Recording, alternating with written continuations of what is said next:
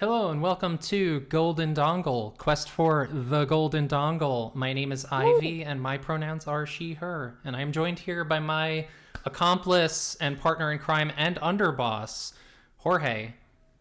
Hello, I am Jorge. My pronouns are he, him. And I may or may not be involved in the life of crime. You may be involved in our thing. Yeah. The Twink Mafia. Our thing. Yeah. This thing of ours. This is hilarious. This thing of ours, Okay. right? Come on, you gotta. They don't say the mafia on Sopranos. It's They say this thing of ours. Tony, this thing of ours. it's such a I guess direct way of saying Cosa Nostra, I guess. It's Yes, our yes. thing. I've heard that it's kind of that's the translation of it. Yeah, I assume because that's the part of Italian I can pick up on. Right. Yeah. I think that's one of the things I was surprised by when I first started watching the show. I was like, oh, they don't say mafia. They never say it. And I think that's a common I think that's a common misconception with people. Like they think like, oh yeah, they totally refer to it as that themselves. Yeah. The only people I like how this again became a Sopranos podcast instead of what we're actually talking about. But I know. See, the thing is, the people who do refer to it as a mafia are always people on the outside in the show, which is a good attention to detail. Right, yeah. And yeah. Eventually this will become a Sopranos podcast, but that's when the eventual Sopranos episodes comes up. We are excited for that. It's funny because I'm just kind of glad we didn't accidentally become a Star Wars podcast. That's all I'm gonna say. Yeah, I think the thing is, I think our interests are too broad to be pigeonholed. Yes, I think, I agree. I couldn't see myself I would get very bored doing a constant show about Star Wars. And, Yes. honestly, it's been done before. And Yeah, that's the thing. I can't get in. Angry? Yeah, I can't get into that level of detail that other people put into it. So, I can't sit there and look up all this. Fucking Kit Fisto. This is coming from the lady who, on our first episode, named half of the pod racers by name. Team Topagales, fucking yeah. Bud Bulls Roar, Yeah. fucking... Now going all like, I wouldn't be able to do a fucking Star Wars podcast. Oh, and the little guy who screamed, that's Rats Tyrell. Yes. That's an amendment to our first episode. Yeah. We forgot his name, but... So, episode 3, here we are, remembering Rats Tyrell. Okay, but let us... A quick recap. Yes. A quick recap on what? Our lives, or are you trying to find the golden dongle? Because you skipped that part. Damn it! But I don't want. You left it in the couch last time. I know. I feel bad, and now I don't know where it is, and I didn't want to bring it up because it's clearly my fault. Okay, let's admit it. I did it. It was okay. I dropped it in the couch and never saw it again. Right, and this artifact is integral to our goal. Our goal. Whatever that may be. I don't want to say it yet because it's too secret. It'll be revealed in future episodes, but for now it must remain a mystery because we have not found the golden dongle yet. No. Therefore, the quest for the golden dongle continues. No. Also, I wanted to congratulate Ivy for getting married again. Yes, and that doesn't... the same person. Yeah, to the same person. And that doesn't mean that any divorce was involved. It just means right. So yeah, my wife and I, and this actually ties into something I was going to bring up. So yeah, we had a nice little celebration with family in our backyard. It was a cute little thing, cute little shindig. Those are the best weddings. Yeah, it was fun, and we got to fly our moms down and my sister and her wife. Yeah, so everyone, we had some family and a lot of friends here, and it was good. So yeah, we just did like the little ceremony in the backyard. But prior to this, in November, my wife and I got married in Las Vegas, and we You wanted got to a do Vegas wedding. we totally wanted to do that for the clout, and we did it for the clout. We honestly, the real reason I think we did it was we just kind of wanted a quiet thing for ourselves. You know, I understand we that. didn't want a big thing. That was our Yeah. number one concern. We didn't want to be like, oh, That was um, totally me and Margot when we got married. We wanted a low key, like no expenses wedding because we were very broke at the time. right, yeah, and that's totally relatable because with Yeah. three kids, my wife and I are pretty broke too. Um, Oh jeez. yeah, I don't know. Sorry to hear that. Yeah, working poor, yay.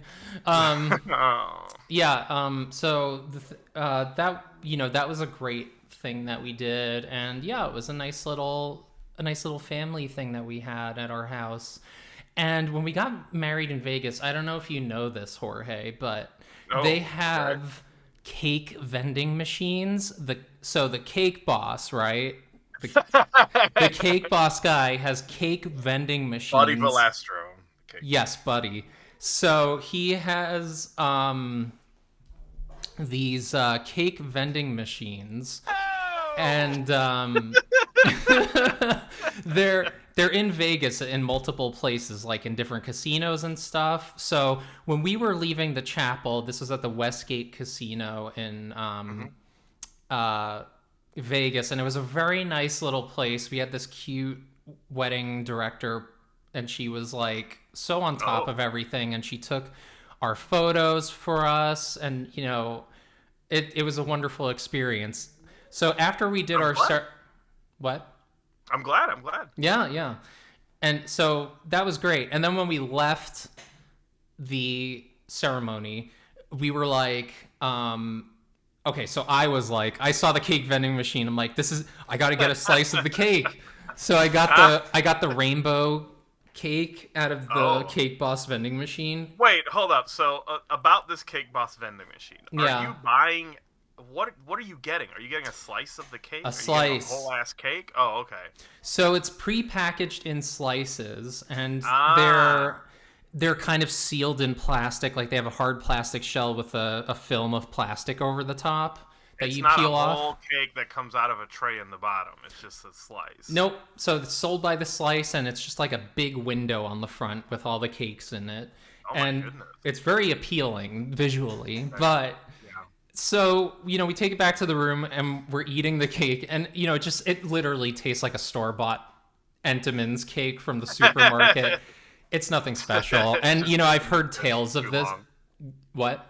Just in the fridge for too long, kind of. Oh cake. yeah. No, I mean, Yeah. here's the thing about it. It's like there's like a whole controversy about this cake thing. Oh, really? Yeah, so people are, and this is all the Instagram foodies, like they all have a problem with the Cake Boss cake vending machine because it's not fresh and it doesn't taste good, and it sits in a warehouse in New Jersey and they ship it out there, and all the sprinkles look all oxidized and weird, where they have like a white film over them. Oh, God, you're really selling this to me. Yeah, like I Oh, had my to, goodness. but here's the thing: I had to try it once. Sure, just And say you did. I did, and probably never again, honestly. Just sure, yeah. It wasn't that good. My wife was not a fan. I was like, meh, it's all It was a right. novelty. You paid for the novelty. I You got did. it That from was a machine. yeah. That was it. Have a go. Over here. So You know what's funny? yeah. Real quick. So Margot was like a big fan of the Cake Boss. For like I won't say 10 years ago. Hmm. She just wouldn't shut up about this guy, and we to the point where like we found out he was going to do a live show in Atlanta, and she got us tickets to go Ooh. to see the Cake Boss live, Buddy Velastro, and that was the most bizarre. Okay, I'm not gonna say it's the most bizarre experience of a live show I've ever had. That would be the Tim and Eric show, but like, which we can talk about in another episode. But like, the the highlights for me were like him, like he's just talking about cakes and like, oh, I'm gonna ice this cake in like a minute and a half, and he does it, and everyone goes insane and like, I can't believe he did that, and I'm like, what?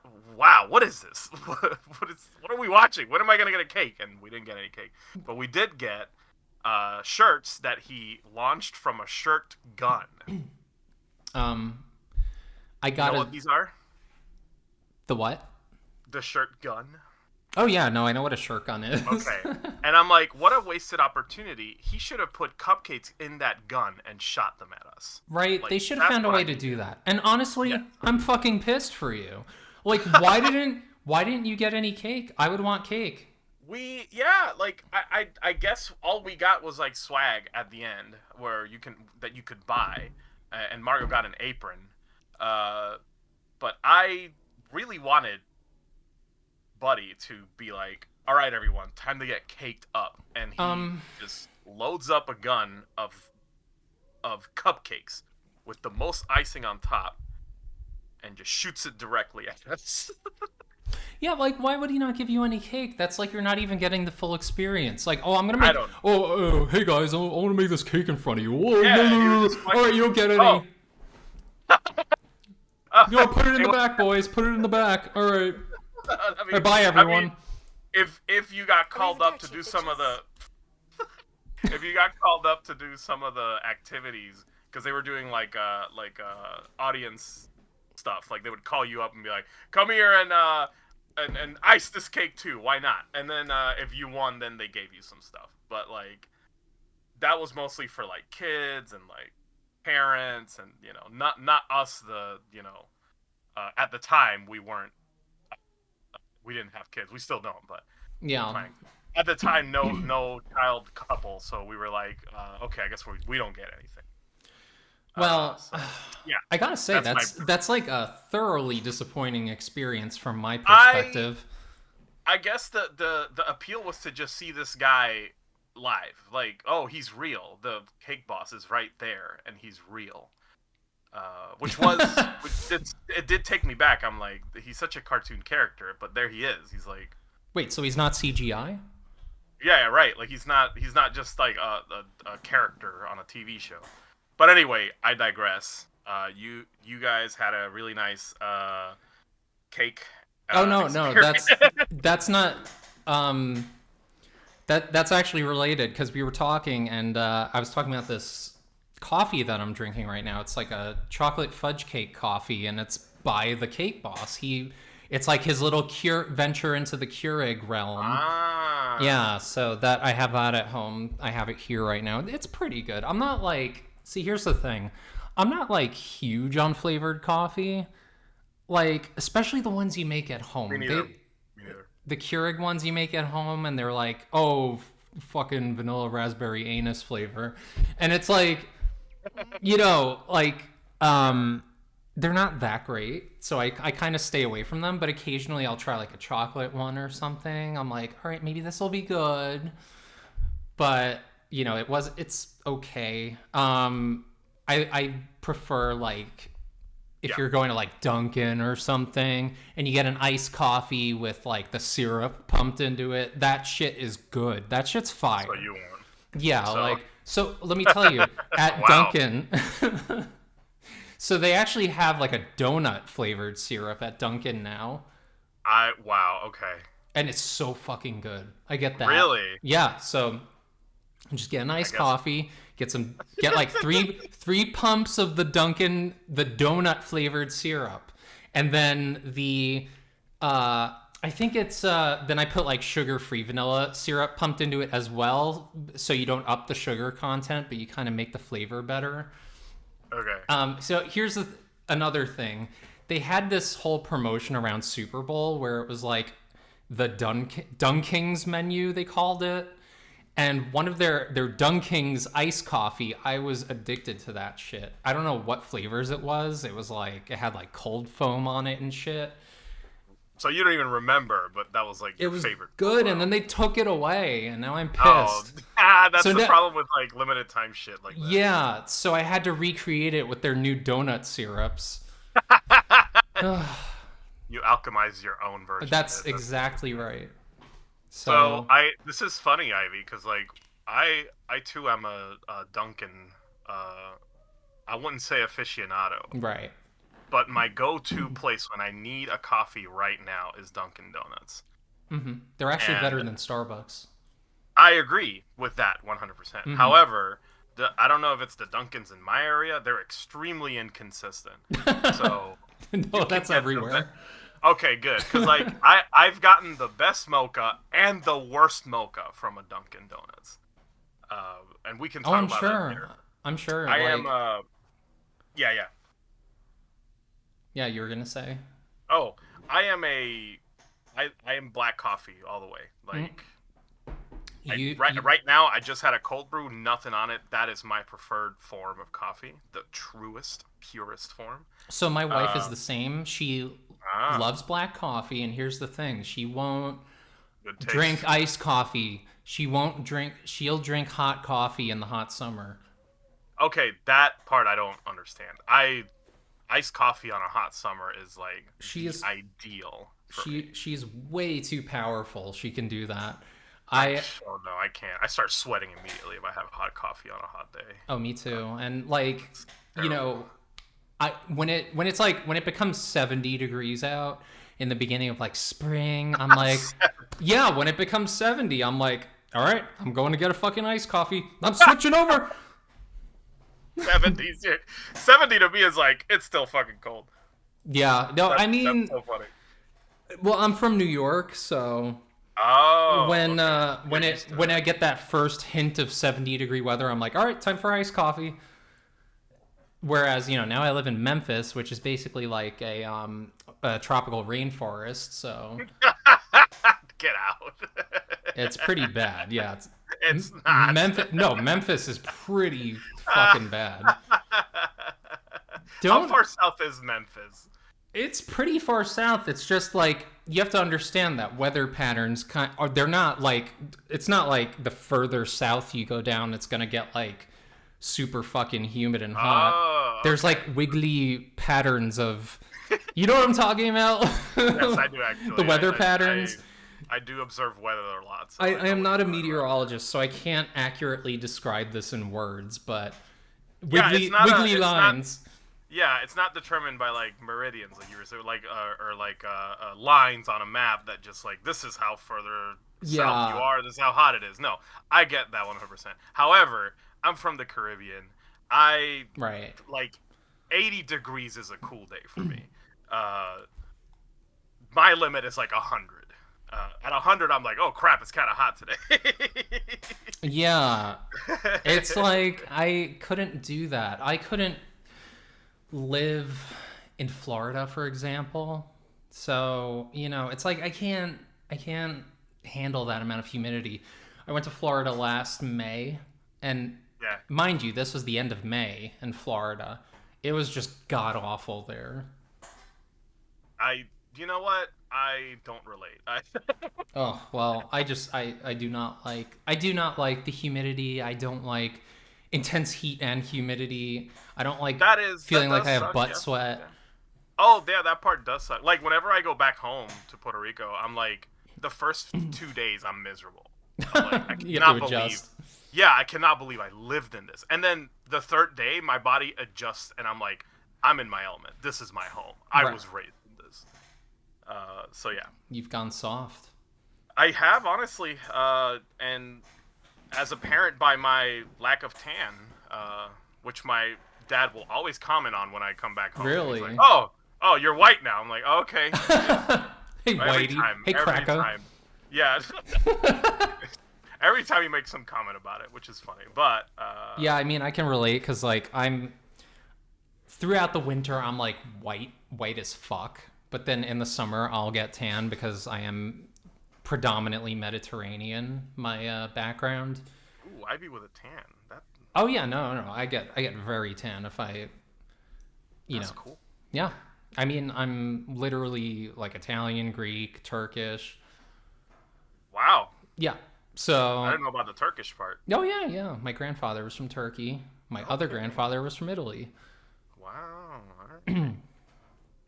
And then I have some white girl thrown in. My other grandmother was from Poland. Right, I see. Yeah. So no, I've inherited the Mediterranean appearance. So like if I go into the sun, immediately start tanning. That's awesome. Yeah. Now, going into the sun is sometimes not awesome, but Like going directly into the sun. oh yeah, like if you went directly into the sun, which I'm afraid I might have to do if the Golden Dongle is indeed not located on planet Earth.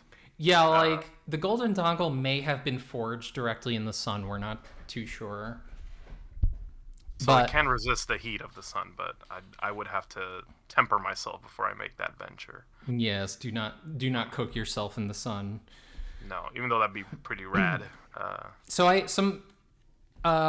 Last time we spoke, we were talking about JoJo's Bizarre Adventure. Oh Part right, that's what we're 5, actually talking about today. Golden Wind, and I've Gold Vento Aureo. Golden Wiener, and Golden Wiener. Do you think Giorno's Wiener is golden? probably. Oh, okay. If Giorno's dick falls off, can he put himself another one? Like, 'cause Oh that's yeah, his yeah, power, he right? can, he can. Oh, okay. He could totally, like, if it got cut off, he could like turn a fucking like, oh, here's a rock, I'm gonna turn it into my cock. He just gets a big rock, like, oh, look at that. And so last time I was talking about this book I'm reading called Mafia Dynasty. Wow, which has nothing to do with JoJo, but let's go. Wow. I mean, literally, it's about the mafia, and the show is about the mafia. What do you?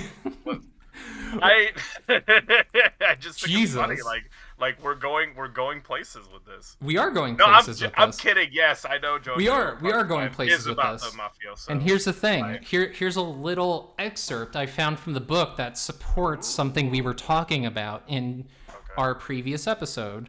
So you know how we were talking about the whole anti-drug stance of Passione? Yes, that's So- Giorno's motivation for getting up in the ranks. Yes, and Bruno, he's very anti-drug because, alas, his father was killed over a drug deal. Yes. But here's the thing. Here's the part from the book I was gonna tell you about that supports this whole anti-drug thing. So it says, it has long been myth about the mafia that the big bosses did not deal in hard drugs. Mario Puzo's 1969 novel The Godfather and its film adaptation helped publicize the myth, as did Joe Bonanno's 1980 autobiography A Man of Honor. But the truth is that La Cosa Nostra families have been active in the drug trade since the late 40s, and Carlo Gambino was in the thick of it. Of course. So But he was. that's we were kind of like sitting there trying to figure that one out last time. Turns I see. out historically the mafia was involved in the drug trade, and it was Yeah. essentially the Godfather that purported that myth that they were anti-drug. Well, then I take it back. This does have everything to do with what we're talking. I did make some notations when I was reading because I was like, oh shit, that's exactly what we were talking about. That's cool. So, something interesting to note as well. It's good that you bring this up, but I also think it's doubly so with JoJo because it's from a Japanese author, and drugs in Japan are like a big no-no. It's one of the like most not just like a crime Right. legally speaking, but also like culturally something that is extremely shunned and Right. Looked down upon. To the point where like you're more likely to have like severe punishment over drugs than, let's say, like other criminal offenses in Japan. In fact, we talked about this last episode. Like they're very strict about what drugs you bring into the country if you're a foreigner, for this reason. So Right. Yeah, no, I know. We went through the whole thing where it's like you have to like declare what medication you're bringing into the country. yeah, so we did talk about it. Yeah. Yeah, so we talked about that last episode, and yeah, I don't know. It's just interesting. I guess it's funny. We get a lot of our beliefs about the mafia from The Godfather, and you are From totally media. right. Yeah, yeah. You're totally right when you said like, oh, it painted them in a positive light. It made them the Yeah. heroes of the story. Yeah, it was kind of, well, that contrast was the appeal. Like I think you shared a video with me on Instagram where they had like a fake Francis Ford Coppola. Who was Yes. that anyway? What? So that is from a TV series that I watched recently. I forget if it's on Hulu or whatever, but it's about the making of The Godfather and how like the mafia was Oh, actually involved in it. yes. Okay, I heard of this. Yeah, yeah. So that's what I thought it was. It's kind of like a mockumentary or kind of a documentary of sorts. Yeah, yeah. Uh, It's a it, yeah, I don't know what you call that. The dramatization of a document, a I making guess a of bio. It's not a biopic. biopic. 'Cause it's about a really okay. So you would consider it a biopic. Okay. Sure. But yeah, that they kind of hit the nail on the head where it's like it's a story about family. It's a story about like people who didn't have law enforcement take like matters into their own hands, about American dream, opportunity, uh, you know, just contextually speaking, that historical circumstance that led to having mobsters in the United States. Right. And it kind of romanticizes it by adding the theme of family, the theme of like of like a benevolent patriarch toward his own, but still like a mob boss to be feared and respected. Right. Uh, And then, they equate it with Shakespearean tragedy and yeah, Greek biblical evil and versus evil. biblical, which he's not wrong. Like, if you think of The Yeah, that's Godfather, the he is appeal. not That is the wrong. appeal. Yeah, that is the appeal. And the way Margo always puts it, the thugs with the hearts of gold. Right. That's It kind shows of that you can be the flawed, word yet, romanticization. yeah. I think flawed characters are very, um, what would you call it? Like, they're very successful in fiction, flawed characters, They're Yeah, yeah, relatable. and it's interesting to see like how these criminals are they care about family just as much as like the everyman would. Which again is also a thing that was perpetuated by The Godfather. That wasn't necessarily like a root or a core belief of mobsters. Right. It was just the proper way to like romanticize the story, and then it became like a thing like Yes. after The Godfather. And Uh, the whole idea of explaining away the murders and everything, like, oh, this was done in The Sopranos. It's oh, we're soldiers. We don't go to hell. We're killing each other, you know what I mean? Tony's Tony's kind of explanation for his behavior. I And think I remember that episode. Yeah. yeah, I think it was season 2. I've been recently watching season 2 Okay. for our in preparation for our Sopranos episode that we do in the future. Which We'll we talk prepare about more for the. we'll talk about every single thing except for JoJo. I swear to God. No, listen, it's all tied together, man. It's all part It of the kind of fucking is. tapestry. It kind of is, to be It honest. Yeah. it really is. And you know what? Because all this media is related. You talk about The Sopranos, you talk about The Godfather. You talk about JoJo Part 5, it's about the mafia. You're going to start talking about the other two. At least I am. You know, No, you and I when were I was reading, yeah. yeah, Sorry, totally. sorry, I interrupted you. No, I'm just saying we're fans of all these things. Yeah, while I was reading JoJo, I was watching Sopranos, and honestly, they went well together. So Right. No, I remember you I described that. yeah, Um I understand exactly what you're saying. so last we left off, do you remember Okay, we were yeah. getting to King Crimson? Yes, actually, my next bookmark here on my graphic novel. These are the new hardcovers printed by Viz Media. They're very nice. I bookmark when Bruno Bucciarati or Bucciarati. Bucciarati. We talked about this too. Yeah. Two C's. So It's here I'll go CA. over it real quick again. Narancha, Bucciarati, Abacchio. CH is a hard K. Uh-huh. 2 C's is a Ch. Yeah. Very confusing as a Spanish speaker, but here we go. Yeah, and even a singular C, like at the beginning, in certain cases, it can be a CH sound as well. So like the word for 5, cinque, it's a C. Ah. So Bucciarati. Mm-hmm. The part I have bookmarked is the moment where he's in a dark room. They're about to hand over Trish Una to the boss. Right. Reluctantly, though, because Trish is like, I don't want to go. I'm scared. And she's in the elevator like, oh my god, what's happening? Right. And then Bucciarati is like in this dark room. And he doesn't know what's going on. He knows he's being watched. He knows he's being observed by the boss. And he strikes at a figure in front of him, only to realize it is himself. And this is the big reveal of King Crimson.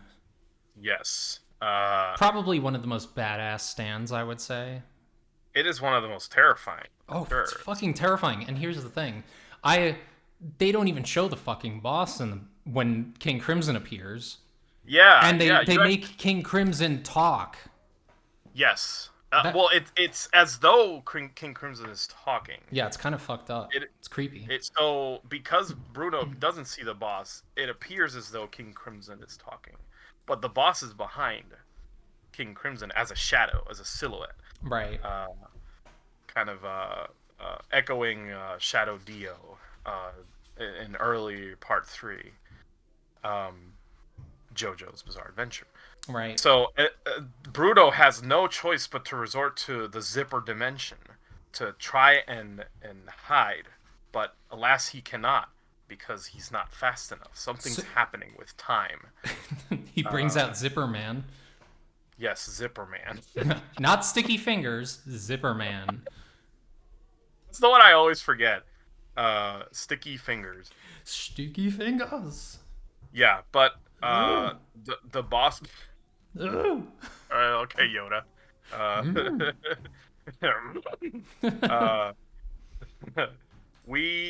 So that is not Yoda. It's Yoda Walnuts. So yeah, by the skin of their teeth, they managed to escape the King Crimson attack with Trish Una. However, something happened to Bruno. Something weird. So Bruno got punched through the back and out the chest by King Crimson. So he had a giant fucking hole in his chest. For quite a while. Yeah, he also kind of died, and Giorno brought him back to life. No, he's not dead. Look, he's standing up. So... No, I mean, like, he kind of died. He died a little bit, and then Giorno's like, oh, I can kind of put stuff back in and put some of his meat back together. I don't know. Pack his hole with meat. Pack his meat. But yeah. So Bruno's fine. He's fine. He did not die. I liked. Yeah. But Giorno's noticing strange things about Bruno's behavior, such as him.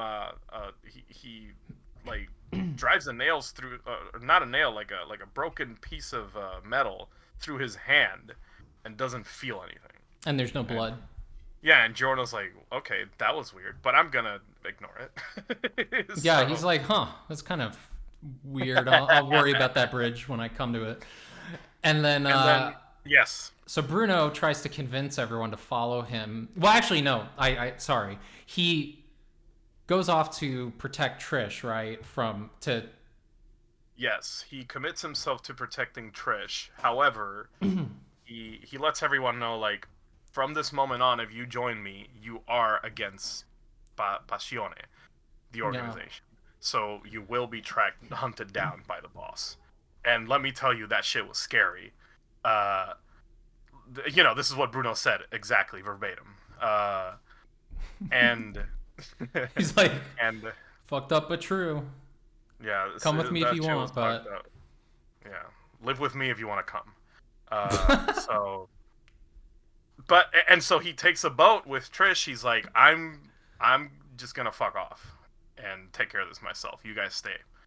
But then everyone feels compelled to follow their leader because they're family. They got no one else except for Panacota Fugo. He's like, fuck no. Fucking Fugo. He fucks right off. Yes. Quite literally, we never see him again from this point. Right. Which is, to me, like, I hate engaging with meta narrative, but like, to me, it's like Araki saying, this guy's too OP, we cannot have him. Well, that's literally what everyone always explains it as whenever I investigate. It just is kind of strange that he's the one that stays behind, and we never see his stand is too fucking powerful. It can literally disintegrate people. Yes, it's like it's like Green Day level of powerful. Right, Green Day was so fucking weird. But yeah. So next, so the crew, they go to All right, next bookmark. I'll tell you. Okay. Yeah, the crew end up in closer to Rome now. And they're having a nice drink. Oh, this is one of my favorite scenes when they're like, oh, we might be pursued by members of the mob, and they just like this one guy is like being an asshole to them, and they're like, shit, he might be with them, and they beat the shit out of him. Oh my god, I love that part. Yeah, and then there's just some random guy, and they're like, yeah, he might be the enemy. Fucking kill him. He's a random asshole. Like, he is an asshole.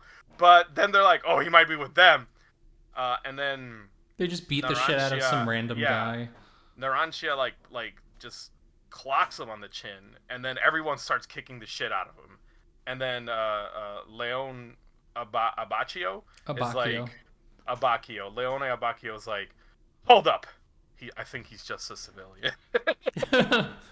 after they were like fucking kicking him and stepping on his face. He is bloody underground, and my favorite part is I think it's Mista. My favorite part is like, well, let's just test the food on him to see if it's poison. Right. They start feeding him the pizza and the soup. It's so funny. But yeah, and then after that we get the stand users, Clash, and Talking Heads. Right. And what were the stand users' names? Squalo and Secco? Tiziano. Oh, no, right. Squalo and Tiziano. Yes, who are very hot and gay. Oh my god, they're so gay for each other. And my wife and I, we were watching the anime, right?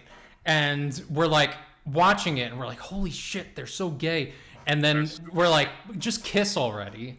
Just fucking kiss already.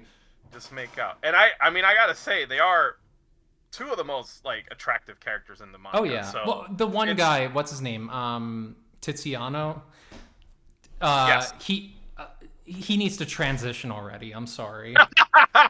Like, just transition already. Extremely effeminate but just, very hot. Like, I'm super into this. You're wearing a romper and sandals, and you look like a woman. Please transition already, please. We need another victory for the dolls.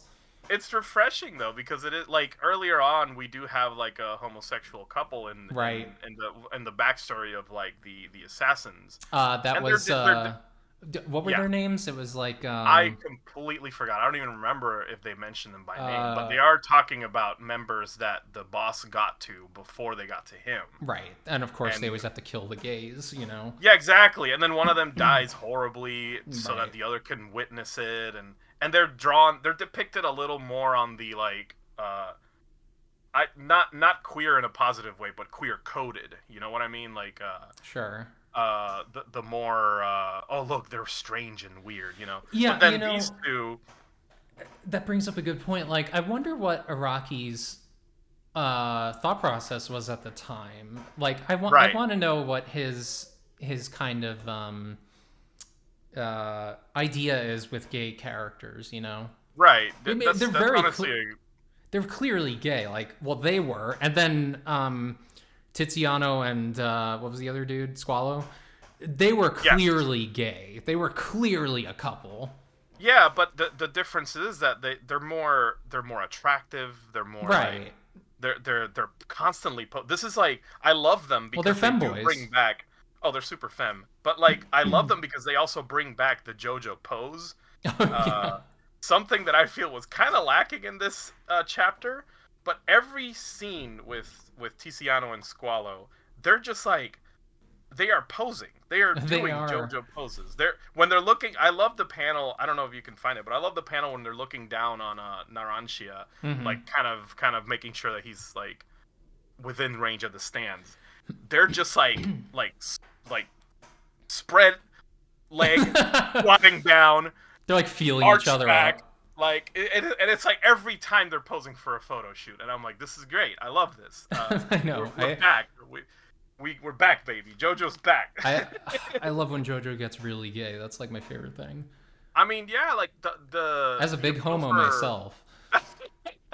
the appeal to it for me when I first started reading was like the contrast of having like these very masculine men, but Yeah. also have like a little bit of queerness to them. I Sure. guess like Dio's a good example, especially in part 3 when like full blown lipstick Dio shows up and like Oh yeah, I love it. that to me was like very interesting that Araki And you know, pulled I would out. say that JoJo's Bizarre Adventure is really like a kind of trailblazing series in terms of manga, mainstream manga, I would say. In terms of exploring queerness and queer identity and stuff like that. And, you know, maybe some of it's not so overt, but, you know, yeah. I think it's really ranges cool. It ranges in the spectrum of like there are some harmful stereotypes, but then we let it pass because there are some like depictions that do feel like empowering rather than like comedic or Yes. caricature-esque, you know. That's the thing, and he makes the heroes. There are many effeminate heroes that are very like, you know, even the main character. It's like Giorno. You look at him. You know, he's not this typical expression of masculinity. Yes. But the thing is, like, even to me, back when the characters were their most masculine, they were still like Jonathan was a beautiful man. Like, Oh yeah, I don't know. Like, I guess it's because Araki wanted to express like a compassion with his facial expressions, but he had big eyelashes, big lips, and I was like, sure. oh So wow, they went you're so smoochable, Jonathan. juicy. You're Here's so the thing. juicy. Yeah, like they went from, I would say, pretty boys to femboys. Oh yeah, they straight up like in the middle of part 4 is when Araki started really changing the depiction of masculinity towards a more effeminate, androgynous, like kind of Yes, androgynous to effeminate, full blown. Yeah, love But it. again, it's never seen as he never uses it as like a way to disempower characters. In fact, it's like a demonstration of their power. So Oh yeah, that's the really cool thing about it. I think that's why queer people kind of for obvious reasons gravitate towards the series. Or JoJo. Yeah. And you know, it's cool because like even I can see it within myself too, this kind of growth, because back then as a high schooler, that was what turned me off to JoJo, because I was a dumb kid. Mm-hmm. Do you think because you felt closeted? Do you feel that was part of it? I mean, I was super closeted back then for sure, but like I guess I was just off put by like any characters that didn't fit a mold. Sure. And JoJo definitely, even back then, because like I remember early the presence of JoJo in the United States early on was like part 3. You know what I mean? Like, Mm-hmm. so even that was fine. It's fine now. But back then I was like, oh, this is too weird. I don't like it. Why are these men? Why do they have like big lips and eyes? And what is that? Why are they so pretty? Why everybody look gay? You know, like Yeah. But then no homo. I mean, yeah, that was my no homo years for sure. But like, Yeah, we've all been there. yeah, and then when I started watching it, I was like, no, this show's great, and also these men are beautiful. Like Right. like I appreciate that. So good. Yeah. Anyway, and next... it's sorry, go on. No, I'm just saying it's a great thing, and you know, I like it. Me likey. Yeah, we all respect this. And honestly, I think like the longer it went on for, the gayer it got too. So like, Yeah. I'm looking forward to seeing how far we go, because that's my whole thing here. I want to get to like part 6, 7, 8. You know, the stuff Oh I didn't yeah. read. Me too. I Anyway, know. Maybe I'll start Steel Ball Run sometime soon because I did I finish heard it part was 6. excellent. I That's heard what I've Steel Ball heard. Run was People love excellent. it. I know Margot loves it, like you Oh, said. that's one of her favorites. Right. No, I'm down. So my next bookmark. Oh, by the way, rip Tiziano and Squalo. We Oh loved man. you. Yeah, and You were then too like beautiful to fucking live. Tiziano sacrificed himself and got shot up by Yes. Aerosmith. And it was sad. Aerosmith. It was fucking sad. No, you're absolutely right. I see it right now. I know they're bad guys, but like we wanted them to be I happy know. I just wanted them to be like fuck. I and just to smooch. yeah. And they should smooch me too. You know, like I don't know. Why would they die? Let me That's get not, in on that. All right, so so yeah. moving on. And then after that, Rip. the bookmark I have is this motherfucker. This motherfucker. I forgot his name. He's on Which the guy? air.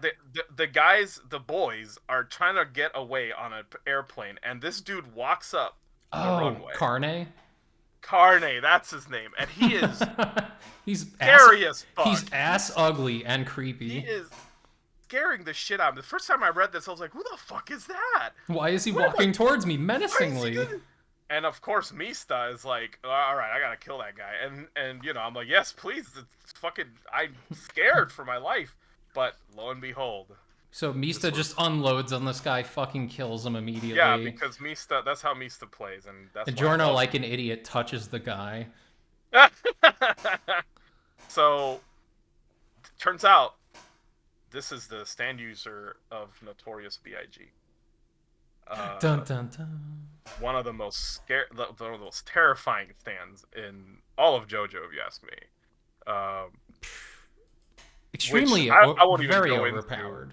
Yes, I won't even go into what happens, but basically everyone almost dies.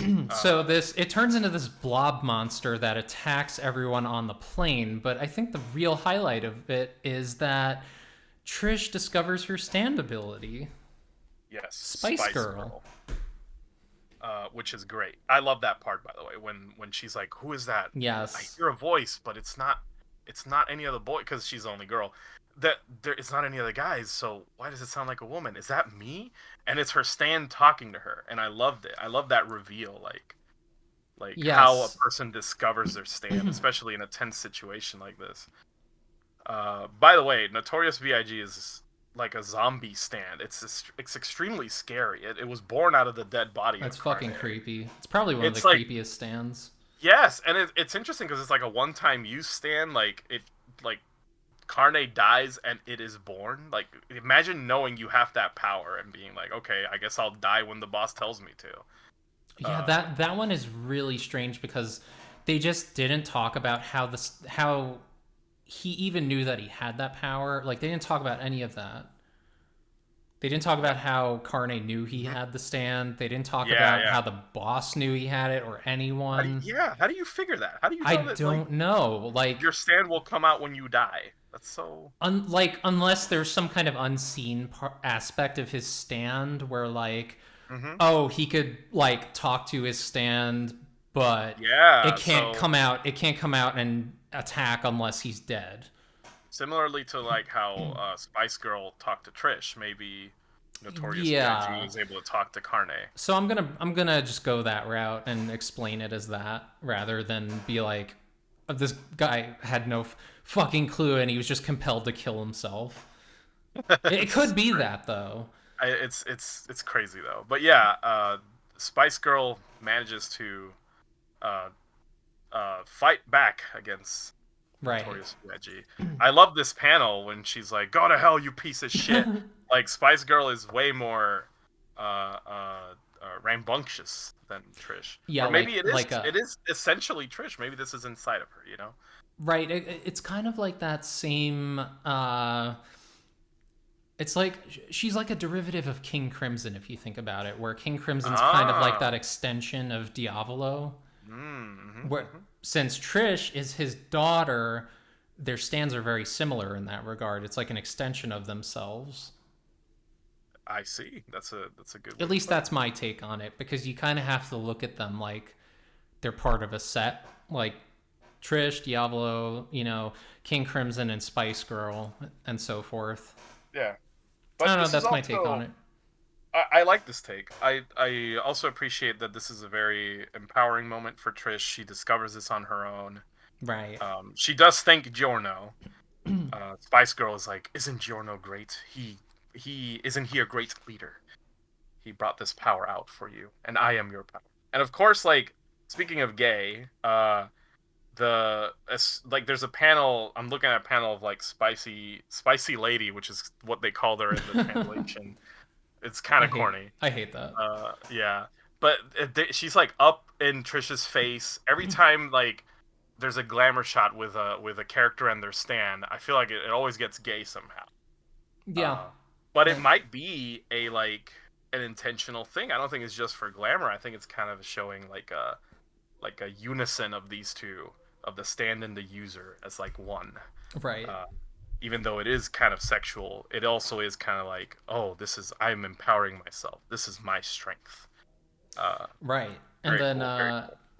so when Notorious B.I.G. is defeated, it falls into Oof. the ocean and basically chases waves for eternity. Oh And yeah. So something basically we did becomes a not sea explain. monster because it Yes, it takes down vessels that are happen to be in the vicinity. and sinks any ship nearby. Something we didn't mention is that Notorious B.I.G. is a sound stand. It responds to sound and noise. I thought it Uh, was like movement, like fast movement. oh really? I might be thinking of someone else then. That's Let yeah, me. so that's what they explained it. So I watched the anime, that's what they explained it as. They said that I did previously read the comic. Oh, it is movement. Yeah, because Trish has to move slowly so it Right, doesn't so the know. moving of the waves, it Ah, chases the waves, and if there yeah. happens to be a So faster ship in the vicinity, it'll sink the ship. that's right. Anything that moves faster than the next thing is So like what it picks up on. and it was a cute little thing, a cute little side story where it's like, oh, in Legends it became a sea monster. You say cute, I say I mean, terrifying. that's That thing is still horrifying. alive. It's Just don't gonna go live there forever. just don't go in the middle of that ocean. Just stay away from Right. I don't even that. as which ocean specifically. Uh, but yeah, it's a very interesting fate for an overpowered stand where it just kind of it's stuck in the waves and it's gonna keep chasing waves until the end of time. Right. Uh, So Let who do me we? see if it says. I'll look it up later. Okay. Right, and then next there was next the Here introduction we go. to. I'm moving forward. Yeah. So okay, Mo. By the way, I love that Spice Girls. Her Ora Ora is basically wanna be like the song. Yeah, yeah, Uh, the Spice Girls song, very nice. very Anyway, very big at yes, the time in the '90s. I. Were you a Spice Girls girl? I wasn't. I kind of liked it. My wife was the Spice Girls girl. Okay. She had the album and everything. Yeah, my neighbor at the time, like I had one of my best friends at the time was my neighbor who was really into like boy bands and Spice Girls, and I mean, that that was was my my sister exposure too. to My all of it. sister was into all Oh, of okay, that. there you go. She was into all of that in the late '90s. Yeah, I was exposed to all this because my friend at the time was really into it. She loved Backstreet Boys, NSYNC, Spice Girls, and if she got into it, she would be like, "You got to hear the new album," and I'm like, Hey, "Okay, here we go." it was a huge cultural thing back then. Okay, do you remember? I feel like fads were like very in the late '90s. Like Oh yeah, yeah, fads and they were the stayed thing. longer. So wait, were you in the States in that time So period? no, no, I lived in Puerto Rico up until 2009, Oh, okay, but wow, that shit was still big over there. Yeah. wow, So it's not like we still got a lot of the pop culture from the U.S. right. MTV, like all that stuff. Howard But Stern, yeah, Howard Stern show. that's hinting at a wink, wink, nudge, nudge, hinting at a future episode. Uh, anyway, so my next bookmark is the debut of personally my favorite character of part 5. Parte cinque, Mm-hmm. uh, Doppio. Doppio. Really? You're a Doppio fan? I loved the moment he stepped in. I'm like, who is this guy? This is amazing. So And yeah, and okay, Doppio. The name comes from when you get like a double shot of espresso. really? Double, yeah. Doppio.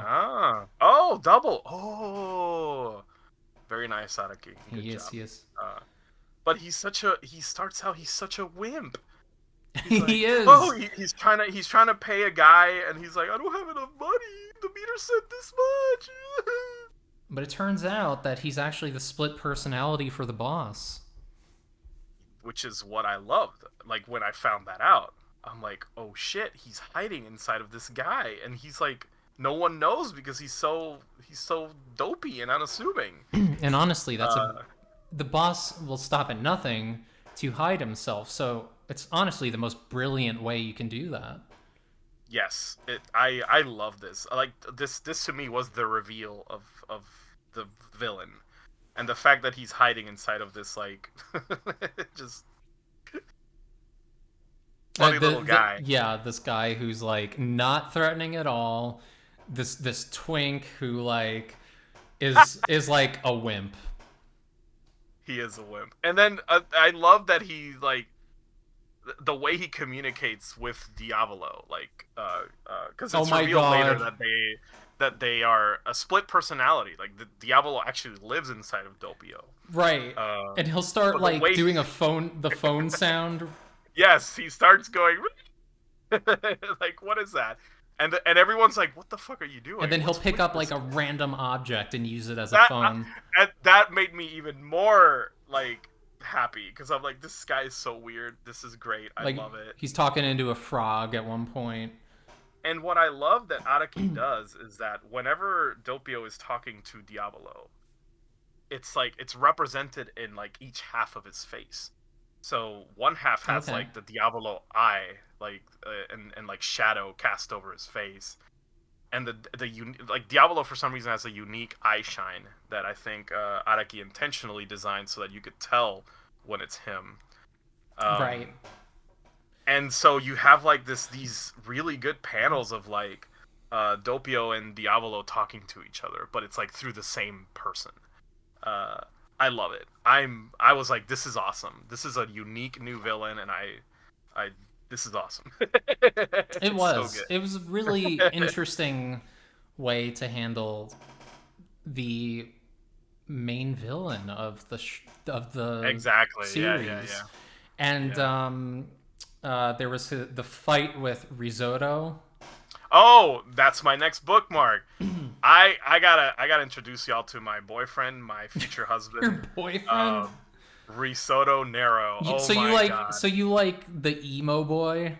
I love the edgy boys. The fucking I don't know if you know this about me. The fucking emo boy who shops at Hot Topic. But he's so cool. Like, look at him. He's got like He shows up. He got his titties out. He's got like a striped pants, and he's like goth as fuck, and his eyes are like inverted, like his eye whites are black, and I'm like, Jesus Christ, who is this? Why is he so hot? I love him. And he makes Doppio throw up razor blades. It's okay, so yeah, on top of that, he's Magneto in JoJo, which is also great because that's my favorite X-Men. And it's fantastic. I'm like, and he it turns out he's the leader of the assassins that are hunting down the boss. Right. Again, badass. Like this dude was like pulling the strings. He's finally revealed himself. And the thing is, he doesn't even know if this is like the boss. He's just like, you need to tell me where he is. So, because like you're here, you must be looking for something. Because he knows he's also on the trail of like this photo that they found of like a woman that the boss had an affair, or not an affair because he wasn't really with anybody, but like he was romantically involved with and had a child who ends up being Trish. Right, and these are all things, connections that could lead Giorno's crew to discover his identity. Exactly. So like, of course the assassins are also in pursuit because they need to know if the boss is gonna be here and Right. where he's gonna be next. But anyway, enough about that. So anyways, then Abakio gets killed. What? I wanted to talk about Risotto Nero because I love him. Oh, and okay. I didn't realize you were his still on him. powers are amazing. Like he keeps turning the iron in Doppio's blood into sharp objects, and that's just amazing. Like I fucking love that. But yeah, this is where we really get Diavolo pushed over the edge, where he refuses to reveal his identity, but he knows he's in trouble, so he lets Doppio borrow some of his powers, and that's really cool. So he can see the future, and then Risotto Nero disappears, and you find out he's actually using metal as a reflector to like disguise himself. There you go. Yep, that's right, Paulie. And it's amazing. I love this fight. I love this chapter. It's so good. I like Risotto Nero is not even here for more than like a couple volumes or a couple chapters, but he quickly became one of my favorites. I loved him. Yeah, he was a strong presence and a really formidable enemy. Exactly, and that makes him hotter to me. Like, wow, this dude hot as oof. Yes, the more badass, the more edgy, the more gay you are. I'm like, yes, okay, well. yes, gay edgelords. We got a lot of gay edgelords in this one. But I love him. We got his design too. Oh my Giorno's crew of twink assholes, and then we've got the gay edgelords as the villains. Yeah. Arrivederci, But I bitches. like. There you go. Yeah. But Risotto, I feel like is peak. I like his design. I love it. Yeah, no, he had a great design. His stand was just so gross. I know, and creepy, and it's like living in his blood, and it's awesome. And, yeah, there's these little dudes. There's these little dudes living in his blood. Like, little metal guys. Yeah. Oh my god! And then like his leg gets cut off in the fight, so he like staple it back on. With like his metal powers, it's amazing. So yeah, all good. But yes, and then unfortunately, we say goodbye to the other hot guy. Well, in my opinion, beautiful Abakio. Leo. He's really got a Sephiroth vibe going on. Yeah, even though I hate Sephiroth, I love Leo. I don't get that. How the fuck do you hate Sephiroth? We can talk about that later. That's gonna be another fucking. Oh yeah, when we do our 10-part Final Fantasy VII episode. Oh my god, yeah, because I have so much to say. That's my favorite Final Fantasy. Is it? You're a real classical Final Fantasy fan. I'm like my personal favorite is 4, but my all-time favorite is 7. Yeah, so I'm Pixel era Final Fantasy. I would like to do an episode about Final Fantasy VIII. You know what? I played 8. Yes. I played the remake of 8, and I like it. I hated 8, but I would love to talk about it. Okay. I cosplayed as Renoa last year. Oh, really? Do you have photos? Yeah, on my Instagram, yeah. I would love to see it. Yeah. But yeah, we could have a debate style podcast. Oh god. Okay, well that'll be the Final Fantasy VIII special. Yeah, you'll be the defender, and I'll be the not defender. Sounds good. So, anyways, Abakio dies. Yes, Abakio. Abakio fucks off abruptly, which I do like. I like how it was sad. It was sad and shocking. My wife and I, we were like, "No, Abakio." It's a very sudden, like you don't even see it coming because like he's helping out a bunch of kids, and one of them turns out to be Doppio, and you know it's extremely like he doesn't know. He doesn't even know. He doesn't see it coming. That's so sad. But yeah, he does sacrifice himself nobly because at the very end, like with his last breath, he commanded his stand to transform into the villain and smack his face against a piece of like rock. Oh. To give them an imprint of the person they are looking for. I thought that was amazing. Yeah, it was a very emotionally intense moment. And poor Naranjo was just so broken up about it. I know Narancia, Poor guy. being the more sensitive of the group, took it the most hard, and I felt bad. Yes, and then we have Green Day and Oasis coming up, or is that later? Yeah, but Okay. I have a little panel spread, a page spread of Leon, resting in heaven. Aw. It's a very very nice panel. I think it's interesting how, I guess because it takes place in Italy, we have that Judeo-Christian idea of the afterlife where people just go to heaven. Yes, when just they like die. when Bruno goes to Mafia Heaven and there's cherubs everywhere.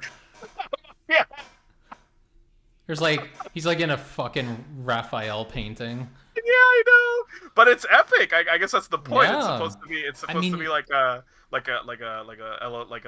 enlightenment, or like a, what do you Renaissance. call it? Yeah, Renaissance yeah, painting. a transcendence into the afterlife. Right. It's evocative of a Renaissance artist painting. There you go. There you go. Like So we Michelangelo or Raphael or Leonardo or Donatello or or DiCaprio. But yes, go on. so So we yeah, get to we're Green Day fast and forwarding Oasis. now. We're fast forwarding now, but Yeah. yes. Oh, also I like when Doppio picks up an ice cream cone and talks to it. That was fun. That was a fun little bit. So yeah, then we go into Green Day, one of the most terrifying stands, perhaps the most terrifying in this story. Yeah, Uh, he's like the stand user. He's like a doctor who likes to torture people, and then yeah, straight up his serial murderer. and then his buddy who has Oasis, Seko. Oh my God, He likes Seko. recording the murders and shit that he does. But Seko is also like, they have a very very sub-dom They relationship. do, Seko, they do. He's like his pet. yes, he's his pet, and he likes sugar cubes. It's a little And weird. It's a it is. they've explored each other's bodies before. Uh, yes. Like most of the villains in this series, But they've yeah, done gay stuff together. in this case, these are like the more creepy gay, which I again, it's like we go back and forth between like They're, the positives and yeah, yeah. They don't. It's not a but positive depiction. not this one. Although I do, one thing I do like a lot is when Chiocolata, Ciocolata, who's that's the user of Chocolata, Green yeah. Day. Yeah, when he dies, and Seko's like, "Fuck him." Oh yeah, he's just He like was, he's like, man, fuck this guy. yeah, and I'm kind of realizing like, oh, this is a lifestyle for him. He's not a sub because of like a personality thing. It's just like, this is just like his thing. But at the end of the day, he can do it alone. So he doesn't. It's just he his has, kink. That's all. yeah, I know. This is just lifestyle. Like, It's just this is a choice. no kink shaming. We're not gonna kink shame Exactly. Seko. Listen, Seko. That's the part of Seko that I like, not the murder. Not the murder part, but The fact that he's like, he was a weak man. It's like, oh wow, so you're the one who's in charge here. Okay, you're running all the right. show here. Yeah. So they're heading to the Coliseum to meet Oh, yeah, up with yeah. our good friend Jean-Pierre Polnareff. A very cool return of an old. It was- me and my brother yeah. were talking about how like Araki wisely uses like character cameos in his series to really hype you up. And seeing Polnareff come back was like a treat. It was. Oh! Yeah. Sorry, Ivy, we cannot skip. I bookmarked this page. We cannot skip the 6-page Muda Muda. So is this when is me. Seko's being beaten up, or which part It's is actually this? it's actually Green Day. Oh, and Green Day, right. Chocolata are getting like 6 pages worth of a fucking beat down by the son of Dio. Yes. Dio's firstborn. Yeah. It is so amazing.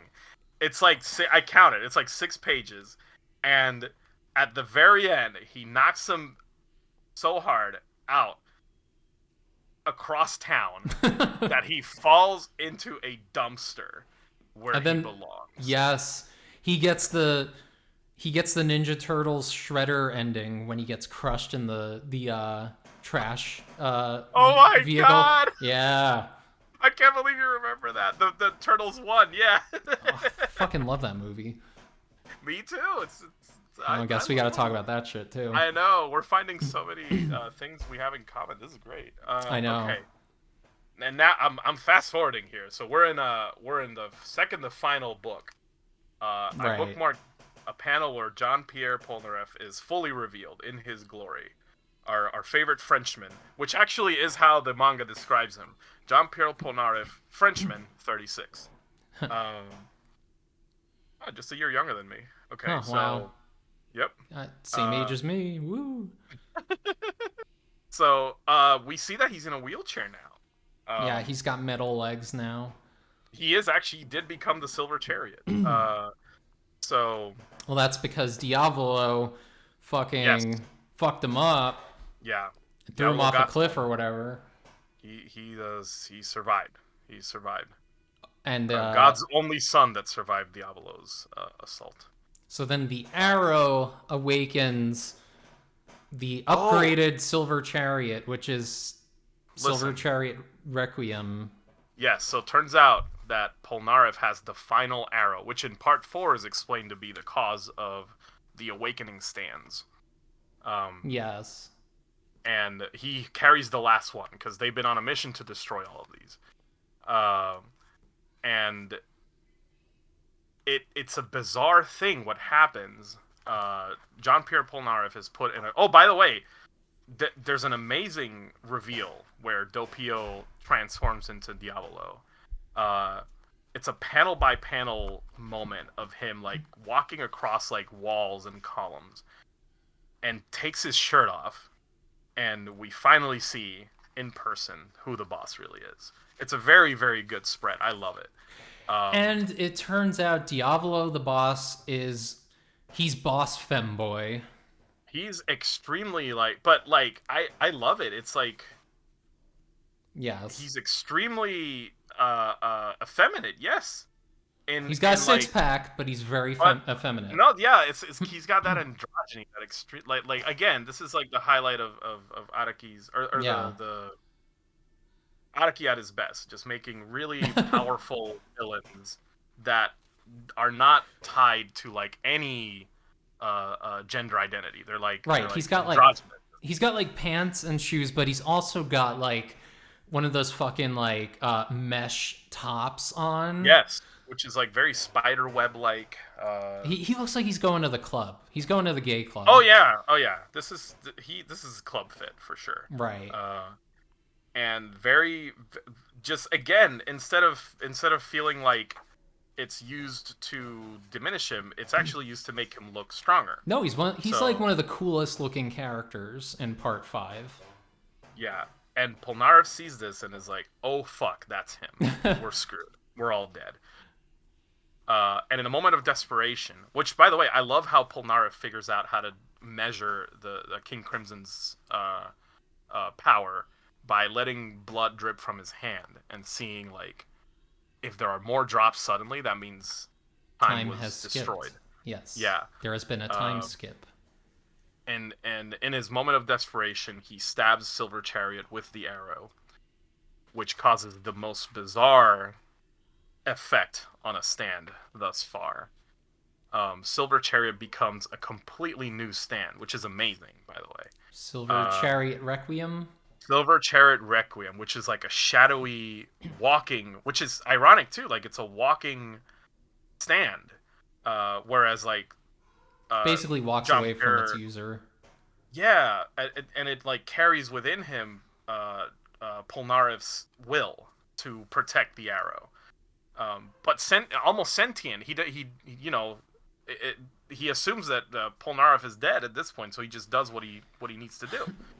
And it's a very bizarre. I love this. It's such a interesting like thing, like a twist. It's so cool.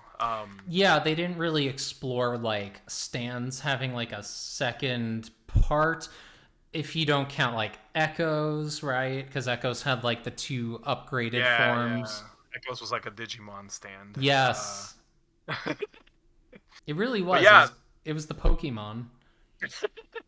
But I love Silver Chariot Requiem because it's such an interesting concept to Yeah, like and then how it evolved into this like more powerful stand with even more bizarre abilities. so everyone in the vicinity had their minds swapped into each other's bodies. Yes, after a deep sleep, everyone wakes up and realizes that they are like in different bodies. This is actually revealed in a very comedic way where Trish is acting rather not herself, let's say. She's like running around, picking up a gun, squatting spread eagle on the side of a wall. And you know I have something to say about this. You Okay. know that I have like this is Why don't you this whole go ahead and say it? section this whole section with Mista and Trish is just trans feels.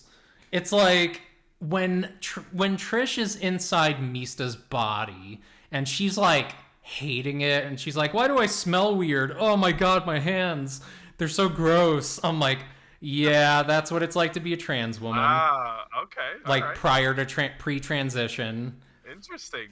Okay. Yeah, and then it's like that's always the dream when you're a trans woman. It's like to just Mm. wake up in a woman's body, Oh.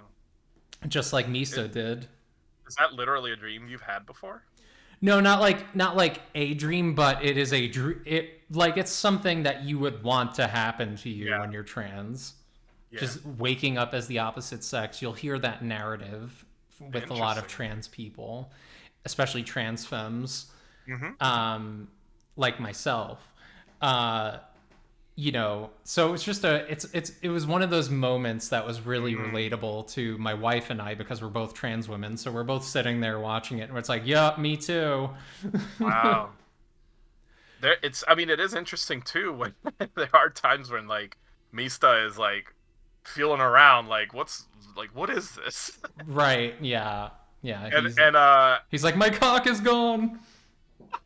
I like the scene when Trish in Misa's body's like keep your hands to yourself Right, and Misa's like, no, I'm sorry, it's just like it's really itchy. The elastic is itchy. Like, what do right. you Trisha's like, want? Yeah. Trisha's like, what the Basically. fuck are you doing? Yeah, what are you doing? It's like, oh, what are you? Your I didn't do underwear's itchy. nothing. What do you want? Yeah. So a lot of relatable feels for trans folk. I'm glad you brought that up. 'Cause, Yeah. that body swap aspect does examine those differences in gender. Yes, and it's a huge thing, and Experience. it's a huge thing in Japanese anime and manga, doing the whole body swap thing. That's like a big thing in like manga. Really, Yeah, you've never. because They do that all the time in like different. It's I've seen it done in shoujo manga a lot. oh So I I can't really name specifics off the top of my head, but there's like a couple series I read where it's like, oh, they turn into a girl, or like they switch bodies with a girl, yeah and I'm because like, I don't really look for it. I guess I don't notice it. Yeah. yeah, and I've read a few of these like when I was like in my 20s and stuff, and I was like, damn motherfucker, some motherfuckers are lucky. I mean, the one that always comes to mind is Birdie the Mighty, which is Yeah, literally. I never read that one. But you know what it is, right? Yeah, it's called like I forget what the Japanese name is for it, but I know what you're talking about.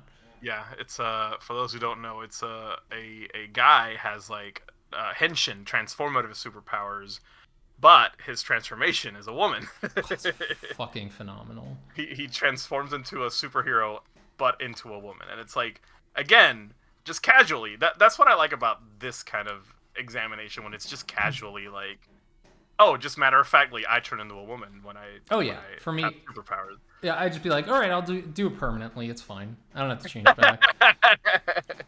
Yeah, I'm But it like, allows for a safe environment where you can explore those things when you don't know about right. that. So I appreciate it from an outsider It perspective is too. cool. Anyway, we So, are so everyone has a in the different personality. and they swap bodies, and it's like it's kind of Yes, scary though because what's happening is that they don't know where Hmm. Diavolo, which body Diavolo swapped to. Uh, so that's kind of like the next chapter is them figuring out, okay, who's the bad guy? Is he here? Uh, And unfortunately, a lot of things happen where, like, by technicality, characters just start dying, and it's crazy. Yeah. Uh, So King Crimson came out of nowhere and killed Narancha when no one was looking. that is one of the most terrifying things. First of all, Narantia dying in someone else's body is, like, So, extremely tragic. yes. Uh, So Giorno was impaled on all these steel bars in the yes. Colosseum. And they bring him down. Giorno tries to heal him. And then, unfortunately, his soul is gone. Rip Yeah. Narancha. Yeah, it's extremely tragic. We unlike So fucking Leon, sad. yeah, unlike Leon that we had like a proper send off to, Narancia doesn't get that. He dies unceremoniously. It's very sad. He dies in Uh, the in one of those time skip moments. yeah, it's kind of, it's a bummer because It's Narancia is fucked a up. beloved character. Yeah. Same with Doppio, who I said was my favorite, also dies extremely unceremoniously. Oh, yeah, I By didn't think about that. technicality, by technicality, he transfers to Bruno's body, who is dead, uh, and dies. I didn't think about that. That's it's terrible. Yep, Doppio, and because it's this is the only reason, ironically, why Diavolo survived is because Diavolo is like, I guess in the context of the series is considered a second soul to Doppio's body. So Right. Doppio transfers, like, everyone switches with someone. Doppio transfers to Bruno, who's been dead for the past few chapters, and dies. Right. Off And then screen. then we've got Polnareff in the turtle's body. Yes, which is, Polnareff turtle again, is so awesome. really, you love Polnareff Why not? Turtle? Why not? We have a talking turtle. Might as well. I mean, it is, again, the bizarre adventure, so I love that about it. It's like it's keeping in with the theme of, like, crazy shit going on, Right. and So because of that, Silver Chariot Requiem is still alive too, so it is walking around, and then we get to. Mhm. Is this when the final battle happens? So yeah, let me flip through and get to that point. We do get a little bit of everyone trying to get the arrow from Silver Chariot Requiem. We have that crazy, like, moment of realization where, like, the powers of Silver Chariot are further explained, but also made even more confusing to the reader. Everyone starts evolving. Everyone starts changing shape, and transforming into weird animals. So there's a time limit now. Like people's lives are at stake. Uh, and then, okay, so now I'm in the final book. Uh, and then everyone figures out a way to stop Silver Chariot Requiem.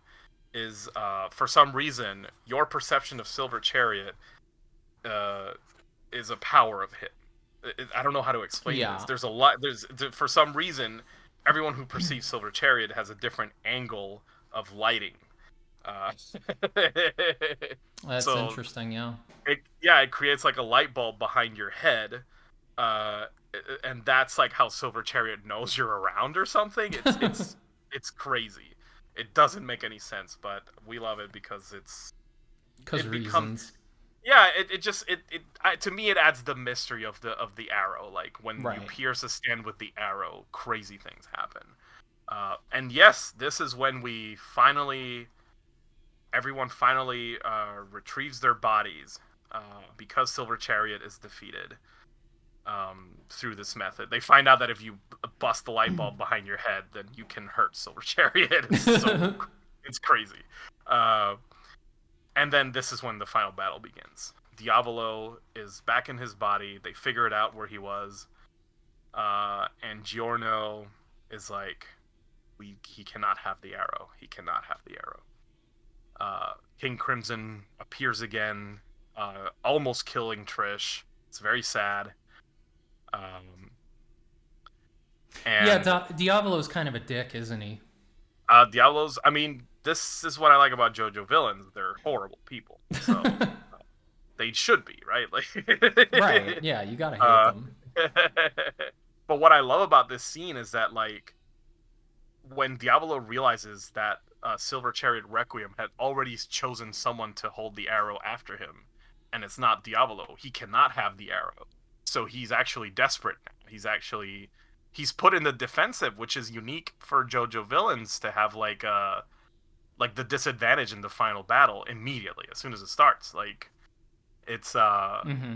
I found it very interesting because he starts considering like retreating, like, okay, maybe I should hide, maybe I should do something. I need to run. It's not being cowardly. I can do it. I can come back and be stronger. And he starts reasoning with himself. And then Trish says something that makes him and I don't know if I saved it. I think I did. Um, yeah, he's like, how could they do this to me? How is the arrow not in my hands? Be defeated. A retreat is in order. And then Trish is like, don't let him get away. If we let him get away, he will go into hiding. Just plainly states it for everybody. Right. Because she can sense what he's thinking. Because she's his daughter. Mm-hmm. And Giorno's like, oh, you gonna run away, motherfucker? And takes the arrow and pierces himself with it.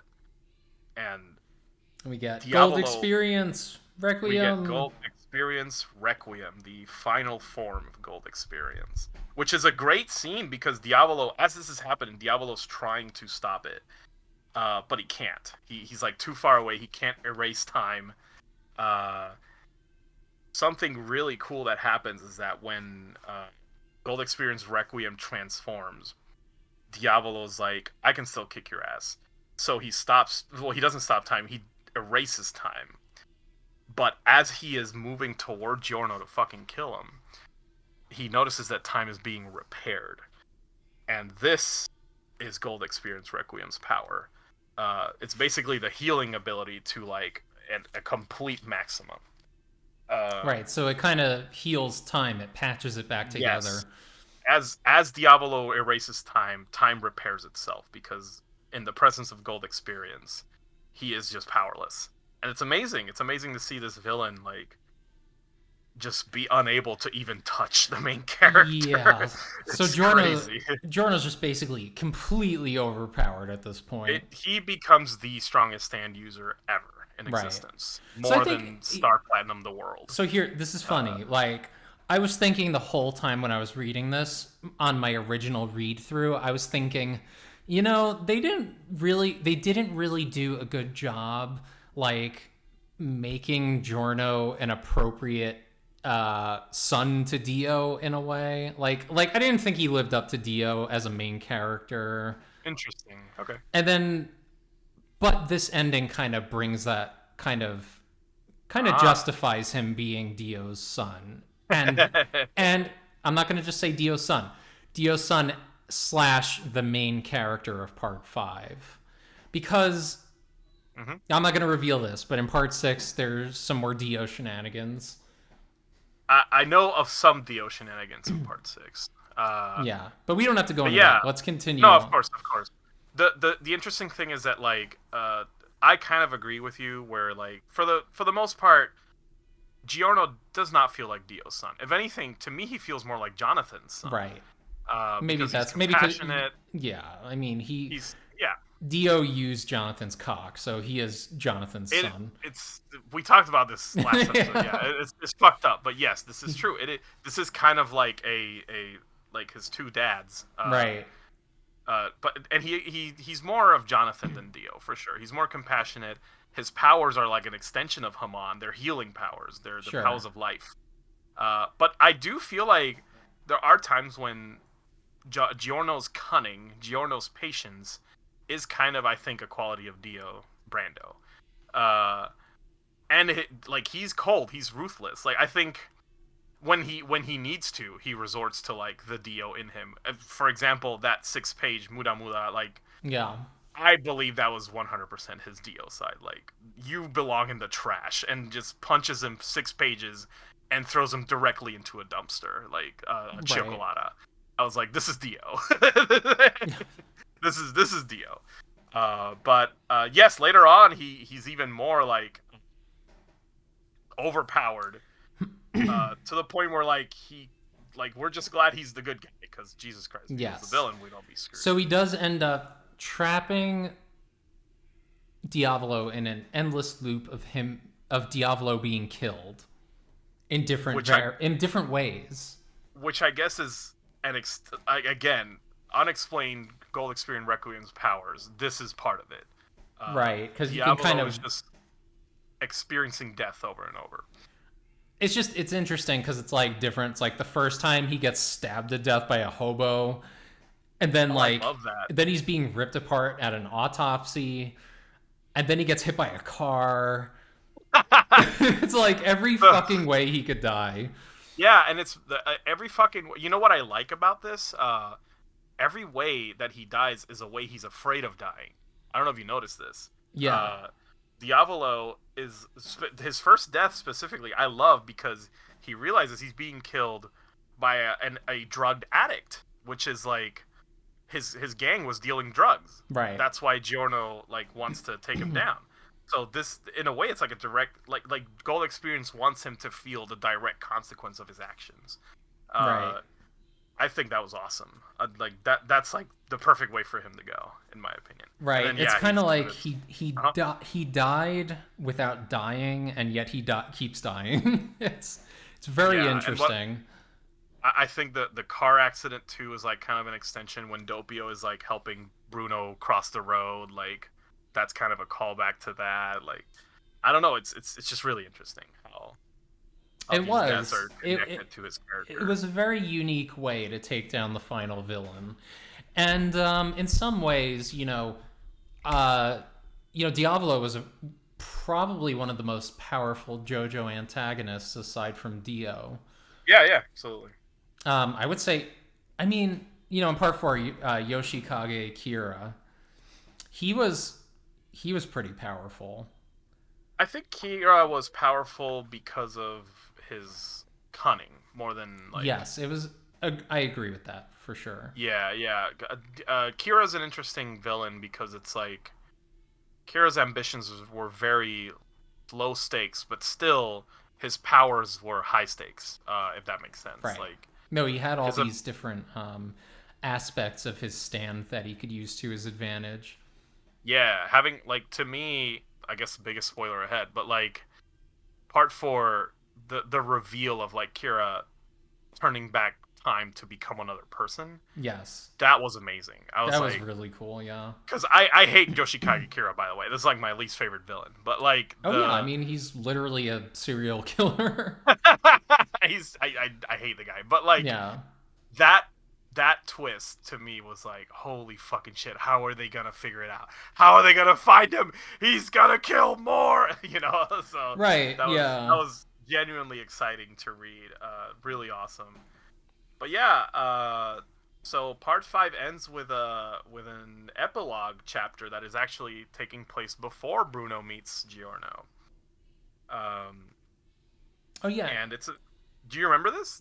Did they do this in the anime? They did. So this was the whole sequence with the sculptor guy, and he had Yeah. the boulder sculptures, and Mm-hmm. he was basically he accidentally killed his girlfriend because his stand power basically kills people without So him what wanting happened? to. So what happened is it's not that he accidentally killed her, is that she realized that her fate was more terrible than Okay. the stand, because the stand kind of reveals to him how a person's gonna die. Yes. And then he's like, well, like then he like kind of gives mercy killings, I guess, to people. I guess that's how messed it up. works. It's messed up, but yeah, the whole reason this is kind of a plot point is because he sees the fate of Bruno, Mista, Yes. and well, actually specifically Bruno, Leon, and Narantia, Yeah. and this is why the ball is pursuing them, because it's like you are meant to die here because your fate is worse than death. And the thing is that they managed to beat this stand that is going to kill them, and in a way kind of challenging their own fate but still resigning to it. What I love about this episode is that it kind of tells you how much of the gang's determination pushed them forward to achieve what they weren't supposed to, even though they were going to be met with a terrible end. Yes. They still managed to like I guess defy their fate in a way through their own actions, not just like like even though they are victims of circumstance, because all of these characters' backstories have to do with like how they were put in the life of crime. They never chose it. At the end of the day, they did have like the power to choose uh, their fate, which was cool. Like because they stood together, they were able to like live long enough to stop the boss, and I kind of like Right. that. Kind of like that. Yeah, I think that was it was an interesting. I like how they kind of got one last adventure out of the main crew. You That was know, cool too. Yeah. Yeah. and yeah, and then at the end, Giorno is the boss of Oh yeah. Passione. We have a very very cool final. I don't think it's a final panel because this is still before the episode. No, actually, it is the final panel because we kind of cut to the future, and Trish, Guido, Mista, and Giorno are kind of like, this is what the legacy of those who lived on. In a way, Mista is remembering the rock stand because he sees a sphere shaped rock, and that kind of is what like gives us that epilogue. But then we cut back to the present time, and Giorno is now the head of Passione.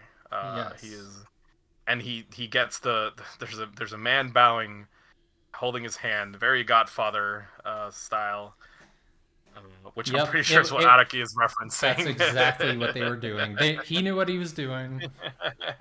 So Like we at the end have of, I believe it was the end of the first Godfather when Michael Corleone becomes the Don, and there's this man like holding his hand and kissing it. yes.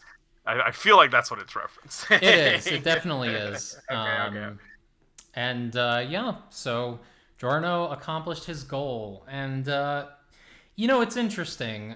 Looking back on the series, looking back on part five, it kind of makes you think, like, what was their goal all along? Like, I guess, Giorno kind of started out with selfish reasons to Sure, yeah. become the boss, right? And as the part five progressed, I feel like he discovered a deeper meaning, a kind of like a deeper goal, like to take out the boss because the boss was unfit to rule. The boss was causing innocent people harm.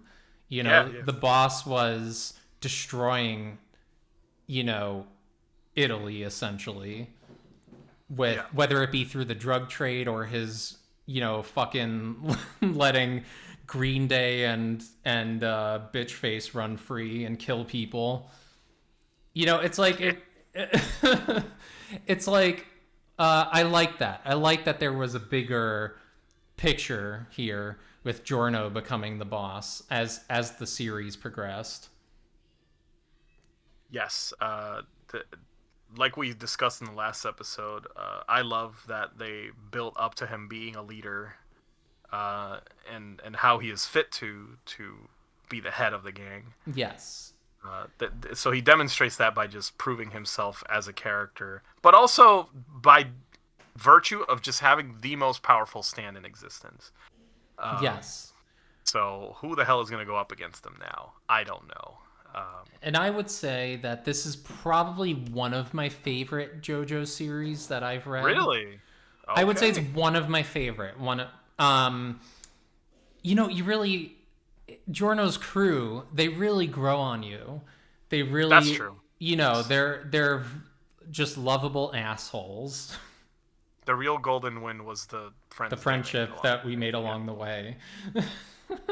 basically. I agree with you. I think the characters are the driving force of this chapter. Even after reading it, it's not my favorite, but I still found a lot of things to like, especially the characters. I think. Yeah, they are great characters, I would say. I think I like the characters in part 5 more than part 4, I would say. I'm excited to read part 6, but yeah, And because I wanna know. part 6 is very interesting, and I think you will Yep. like it. So, So I have to ask because I don't. I think you said Bruno is your favorite character. right. Is that still true? Is there? Yeah, I think, I think Bruno's my favorite for all the reasons I stated before. He does everything he can for the team. He sacrifices himself for his friends, He's the mom. and he is mommy. And he's got a bitch and titty window on his shirt. I like how I think you're the one who pointed this out to me. Like Bruno's the mom of the crew, and I'm like, holy shit, you're right. Yeah, And you know somebody what made this that video on YouTube. There was like 10 minutes of Bruno being mommy. Wait, the thing that I love is that this means Part 5 has continued the hot mom streak of JoJo that has been going on since Part 2. Let's fucking go. It really has. And Let's fucking go. I'm trying to think. That might possibly continue in Part 6. We'll have to okay. when we do our Part 6 episode, we shall see if that trend continues. Yes, I will let you know when I start to. I'm taking a break from JoJo because I did read all of Part 5. Like, I shotgunned it basically. Yes. And so I am taking a break, but I will let you know. We will decide what our next episode will be. Are you saying right now? No, but well, there's a couple of things we've been into, and I think we'll have to see what we're feeling next. I agree. For the next episode, but I'm glad we talked about Part 5. I'm glad you're into it. I'm glad it's one of your favorites. It is good. Yeah, I needed someone to talk to about it, so this is you needed to let out that energy after you read something that you're into. Especially the queer side of it, because even like the friends I have who love JoJo, like there's not, we don't really discuss that as much. You know what I mean? Like, so it's nice to have this like perspective too, on the story of Giorno. Oh yeah, and pals.